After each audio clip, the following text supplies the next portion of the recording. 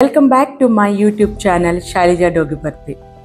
భూత వర్తమాన భవిష్యత్తు కాలంలోనూ మనకి స్నేహితులుగా నిలుస్తుంది పుస్తకం. మనం ఒంటరిగా ఉన్నప్పుడు ఆప్తమిత్రుడిగాను, నిత్య జీవితంలో మార్గదర్శిగాను, మనకి మానసిక వికాసానికి దివిటీగాను, తెలియని విషయాల్ని తెలియచేసే గనిగాను, మూఢనమ్మకాల్ని పారద్రోలి చైతన్యం అనే కిరణాలను ప్రసరింపచేసే దివిటీగా నిలుస్తాయి పుస్తకాలు. చిరిగిన చొక్కా అయినా తొడుక్కో, కానీ ఒక పుస్తకం కొనుక్కో అనే మన కందుకూరి వీరేశలింగం పంతులు గారు చెప్పిన సూక్తిని స్ఫూర్తిగా తీసుకొని మనం ప్రతిరోజు పుస్తక పఠనాన్ని అలవాటు చేసుకోవాల్సిందిగా ఈ వరల్డ్ బుక్ డే సందర్భంగా అందరినీ కోరుతున్నాను.